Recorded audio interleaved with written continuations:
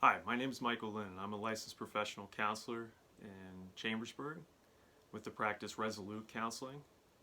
And I'm here to talk about how best to manage stress, especially during the kind of crisis situation that we're dealing with now. What's unique about this coronavirus crisis is that this is affecting everybody.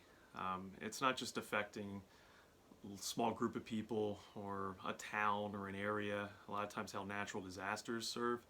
But this is affecting our entire state, it's affecting our entire country, it's really affecting the entire world.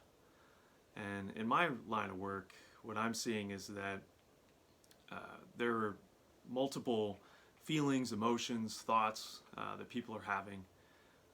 Really, I'm seeing three as kind of the predominant thing, and I'm dealing with people every single day, regardless of coronavirus, that have their own set of stressors. So everyone's ramped up just a little bit higher now. But those three are number one, anger.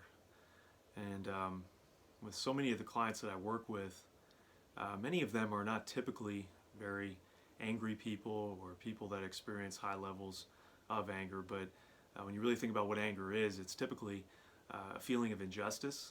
It's a feeling of something not being fair, obviously something being out of our control, which really describes this whole COVID condition. And I've just seen people's anger and them being on edge as being so much higher. The second thing is anxiety. And anxiety issues are one of the most diagnosed medical conditions in the entire country. And everyone's anxiety, I'd say, is just a couple levels higher, if not significantly higher.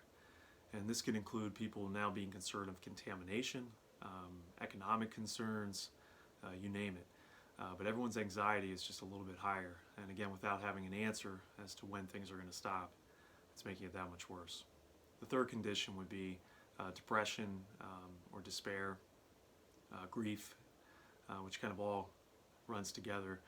And with that, what I'm seeing is that, again, without us knowing too much about the timetable here, people are just feeling more and more down as far as their mood goes. It's so much higher levels of dysregulation. I'm seeing people that are, not sure when they're going to be able to get out of this whole lockdown phase. So part of that isolation is leading to greater despair. Really, with this, all three of these conditions, what's happening is that we're stressing our bodies out so much more and so much higher than usual. So with prolonged periods of distress like that, and with our bodies feeling that, the real concern right now is that our immune systems are going to become more compromised. And people that are, we know that the statistics out there are showing that people with more compromised immune systems, even prior to coronavirus, were far more susceptible to contracting it. Well, now the same is to be said for people that are even typically healthy and have a healthier lifestyle. They too are also at risk. So one of the things I do as a counselor, I very much try to encourage becoming healthier in all areas. So something I've developed personally is called a Playbook for life, and I just want to run through 9 things that you can do to try to have a healthier life. So even if you're just focusing on one of these areas, or if you're trying to integrate all 9, in my opinion, this is all going to help to reduce our stress, which gets us out of that kind of fight or flight symptomology where we're experiencing higher levels of just that stress hormone that's being released to try to get us through situations. So the number one thing, and this is probably what you're seeing all throughout the news, is just focusing as much as you can on your physical health and wellness. So never been more important now to be mindful of your stress in terms of, like, what am I eating on a regular basis? How am I eating? Am I eating a healthy, balanced meal? Many of us are inside our homes a lot more than we should be, or want to be, I should say. And we're maybe not eating the best. We're not drinking enough water. We're not drinking enough healthy things. And that leads to the other part of this. Part of our downfall sometimes with taking care of ourselves as far as our physical health might be trying to medicate through things like alcohol or even unhealthy foods, which are going to try to make us feel better in the moment, but in the long run are not going to be helpful. The other thing we want to do with our physical health and wellness is make sure we're sleeping and we're getting enough rest. Balancing that out with enough physical activity. Thankfully, it's getting warmer now. As I talk to you now, it's May 18th, so the weather's been warming up and we can all get out a little bit more. If we have kids, we want to make sure we're getting out and keeping our kids active and really focusing on healthy meals, healthy diet, healthy activity. The second thing is now's a great time really to be focusing on our values, our beliefs, and our passions.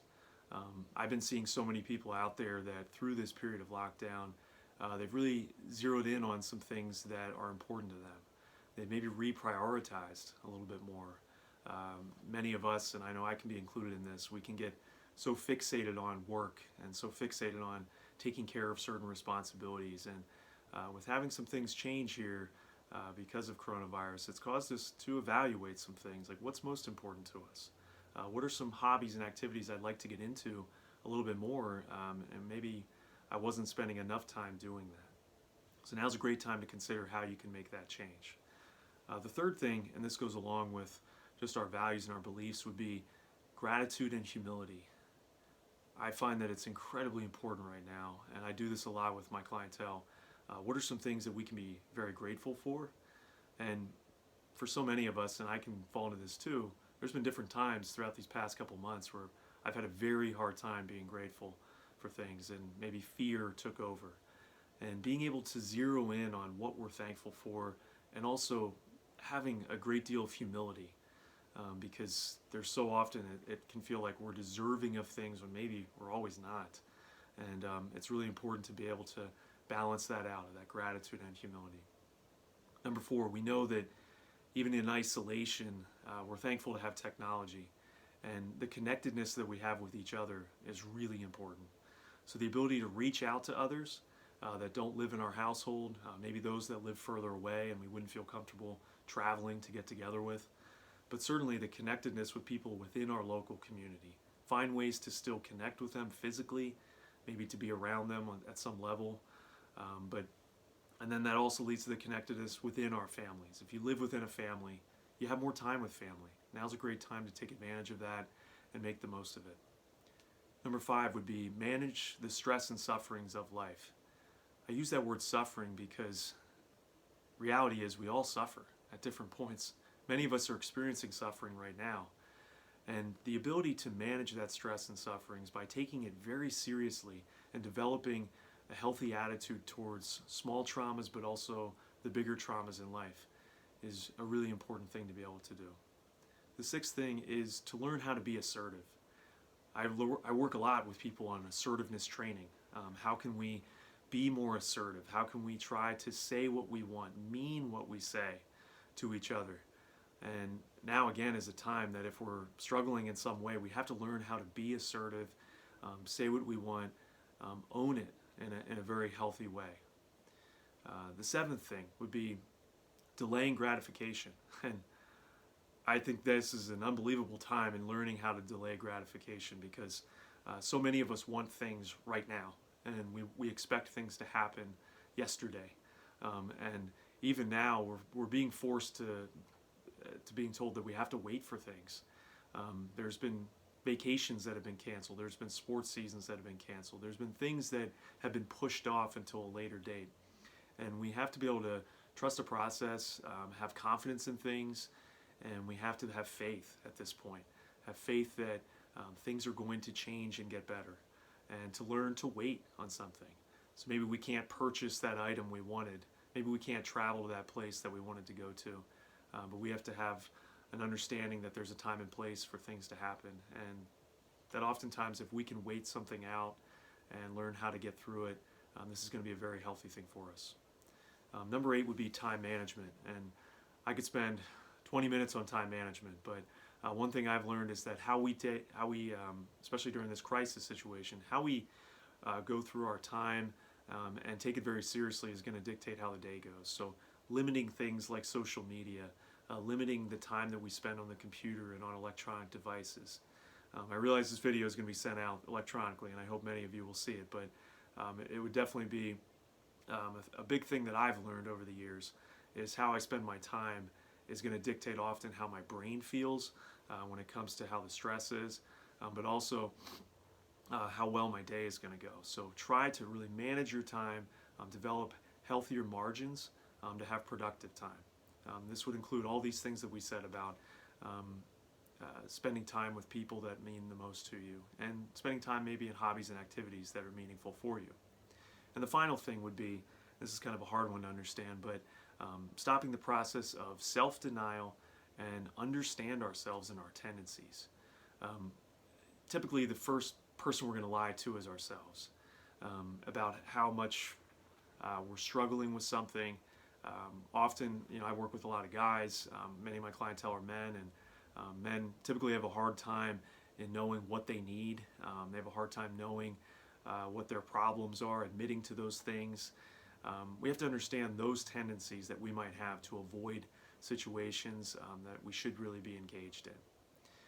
So I hope you guys could enjoy these 9 things. And the biggest thing is get help. It doesn't have to be necessarily from a counselor, but counselors are available. And in our community, there's many counselors who are seeing people through telehealth right now, but also some that are still seeing people in the office. But figure out what your problems are and get the kind of help that you need.